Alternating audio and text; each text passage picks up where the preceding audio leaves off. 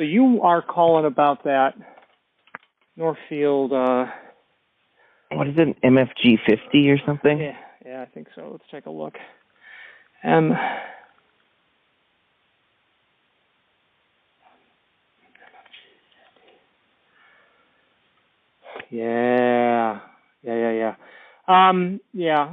So the MFG50, as you've discovered, it basically clamps to the top and bottom of the door. It allows you to run that bit, that that aircraft extension bit, into the door reasonably straight, and it's kind of hard to breach through the door, either in the style or in the edges. Now, if the edge of your door construction is truly awful, like you've got, something like hard maple lammed down to whatever. I don't know. Yeah.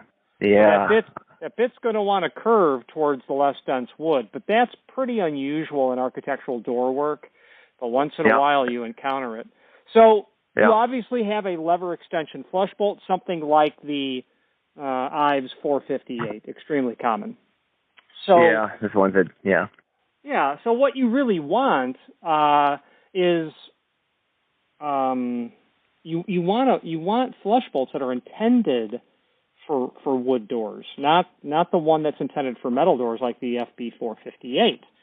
So what I would suggest is that you simply purchase, you send back those flush bolts you have and just get wood door flush bolts, because that is just router work, or it can even be a hammer and a chisel, but that's it seems like a router with I have a fluting guide, or not a dado jig.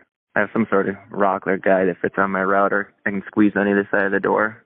Yeah, and at the end of the day, it's fairly basic carpentry to create yourself some sort of a fixture that doesn't force you to do this. So, are the doors fire rated?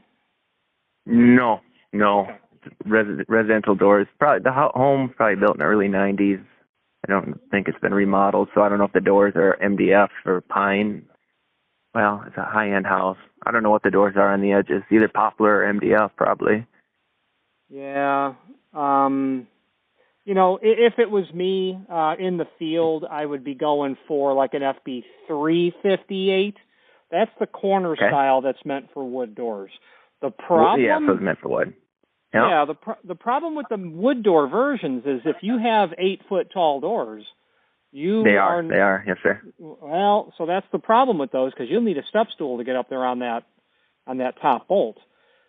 So what you could do is what I like to do, and it's actually a lot more common these days than it used to be, is you could put in wood door style automatic flush bolts, so that every time you push the inactive door closed, hold it closed, bring the active door, and it will secure the inactive at the same time. And that would be if we're using IVES as a part number.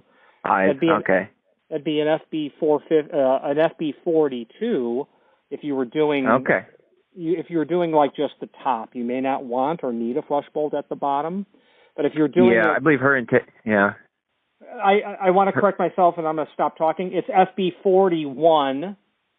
P for top, B for bottom, or P for pair. So that's that. When you look at that, you'll say, I don't need a $400 tool for doing that. Now, about that $400 tool, we do rent them out, but it's still going to cost you a ton of money to rent that. To ship it. Awesome. Okay, well, I'll send you a link to it. We stock them if push comes to shove.